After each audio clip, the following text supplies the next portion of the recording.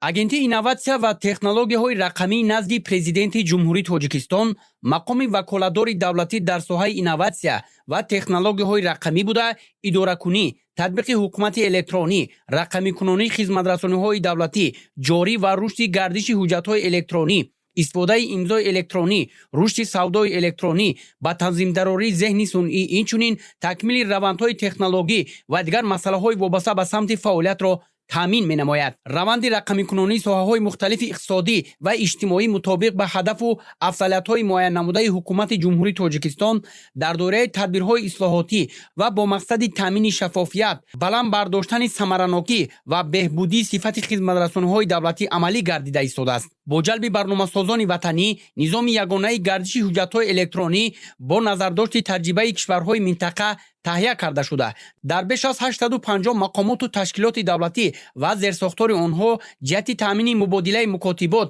бидуни истифодаи коғаз фаъол мебошад.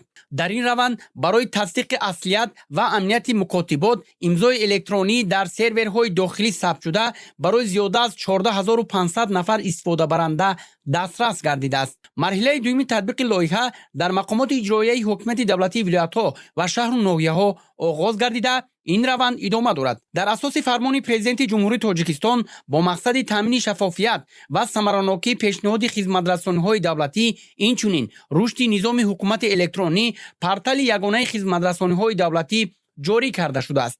ба ҳолати имрӯза номгӯи 83 хизматрасонии давлатӣ, аз ҷумла ваколатнома оид ба идоракунии воситаи нақлиёт бе ҳуқуқи ихтиёрдорӣ, ваколатнома оид ба идоракунии воситаи нақлиёт бо ҳуқуқи ихтиёрдорӣ, маълумотнома дар бораи доштан ё надоштани доғи судӣ, иҷозат барои истифодабарии воситаи нақлиёт бо шишаҳои сиёҳу хира, ба ҳисобгирии тӯйҳои домодию арӯсӣ, ба қайдгирии соҳибкори инфиродӣ, гирифтани имзои электронӣ, иҷозат барои оғоз намудани корҳои сохтмонӣ, ба қайдгирии давлатии таваллуд, додани хулоса барои гирифтани тамғаҳои аксизӣ ва пардохти андоз барои воситаи нақлиёт ба портали мазкур ворид гардида, ба шаҳрвандон дар шакли рақамӣ бе ҳозиршавӣ ба мақомот дастрас мебошад. хизматрасониҳои давлатӣ марҳила ба марҳила ба шакли рақамӣ табдил дода шуда, бо пайгирии феҳристи ягона тавассути портал пешниҳод мегарданд.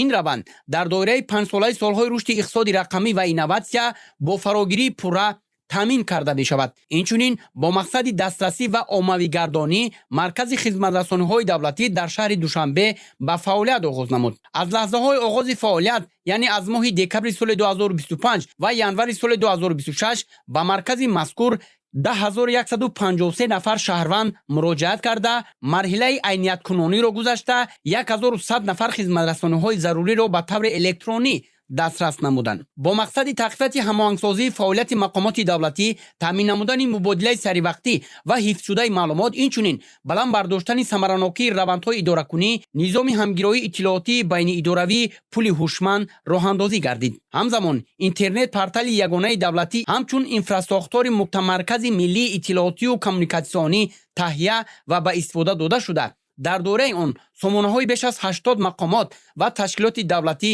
муттаҳид ва ҳамгиро гардиданд. дар назди агентӣ муассисаи давлатӣ маркази ҳифзи маълумот таъсис дода шуд, ки фаъолияти он ба таҳкими амнияти киберӣ ва ҳифзи иттилоот дар низомҳои давлатӣ ва махзанҳои коркарди маълумот равона гардида, назорати ҳамаҷонибаи раванди ҷамъоварӣ, коркард, истифода, паҳнкунии маълумот ва татбиқи механизмҳои ҳифзи барномавӣ бо истиснои маълумотҳои дорои сирри давлатӣ амалӣ карда мешавад. ин иқдом ба баландбардоштани эътимоднокӣ, шаффофият ва устувории низомҳои иттилоотӣ мусоидат менамояд. бо мақсади фароҳам овардани муҳити мусоид барои дастгирӣ ва рушди ширкатҳои соҳавии технологияҳои иттилоотӣ, IT Park дар шаҳри Душанбе таъсис ёфт, ки бо истифода аз имтиёзҳои андозию гумрукӣ 65 резидент дар он ба қайд гирифта шуданд. ҷиҳати муаррифии иқтидор ва имкониятҳои соҳа дар сатҳи байналмилалӣ як қатор чорабиниҳо ва нишастҳои судманд дар хориҷи кишвар баргузор гардиданд.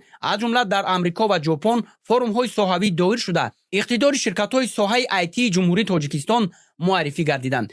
инчунин дар доираи таҳкими ҷорӣ намудани таҷрибаи пешқадам, баландбардоштани иқтидори кадрии соҳа аз ҷониби агентӣ бо кишварҳои Чин, Россия, Қазоқистон, Эрон, Муғулистон, Узбекистон, Амрико ва Ҷопон 13 санади ҳамкорӣ ба имзо расонида шудааст. бо мақсади баланд бардоштани иқтидори кадрии соҳа бо қарори дахлдори ҳукумати ҷумҳурии Тоҷикистон, муассисаи давлатии таълимӣ, донишгоҳи инноватсия ва технологияҳои рақамии Тоҷикистон таъсис дода шуда, дар назди он ифтитоҳи литсейҳои равияи риёзии техникӣ роҳандозӣ гардида истодааст. аз оғози фаъолияти агентӣ то ба имрӯз ҷиҳати таҳкими заминаҳои ҳуқуқӣ ва таъмин намудани самаранокии фаъолияти соҳа 5 қонун, 30 қарори ҳукумат ва 4 фармони президенти ҷумҳурии Тоҷикистон қабул ва мавриди амал қарор дода шуданд. бо мақсади амалӣ гардонидани гузариши пурра ба низоми рақамӣ, харитасозии самаранокии равандҳо, ҳамчунин ҳамоҳангсозии фаъолияти мақомоти давлатӣ дар раванди рақамикунонӣ бо 50 вазорату идораҳои дахлдор нақшаҳои муштараки амал ба имзо расонида шуданд. ҷиҳати рақамикунонии равандҳо дар дидбонгоҳҳои гумрукӣ низоми миллии электронӣ таҳия карда шуда, дар 5 дидбонгоҳи гумрукӣ таҷҳизоти дахлдор насб гардида мавриди истифода қарор дода шуд. инчунин дар 29 дидбонгоҳи гумрукии дигар камераҳои ҳушманд насб гардиданд, ки ин раванд ба маротиб сатҳи коргузориро таъмин менамояд. рақамикунонии соҳаи суғуртаи иҷтимоӣ ва нафақа пурра ба анҷом расида, барномаи махсус барои мутамарказ намудани феҳристи нафақагирон таҳия гардид. инчунин дар ин раванд марҳилаи айнияткунонии нафақагирон тавассути низоми рақамии шинохти чеҳра дар тамоми манотиқи кишвар дар марҳилаи анҷомёбӣ қарор дорад. агентии инноватсия ва технологияҳои рақамӣ назди президенти ҷумҳурии Тоҷикистон минбаъд низ дар доираи ваколатҳои соҳавӣ ҷиҳати расидан ба ҳадафҳои гузошташуда дар самти инноватсия ва технологияҳои рақамӣ чораҳои муассирро роҳандозӣ менамояд.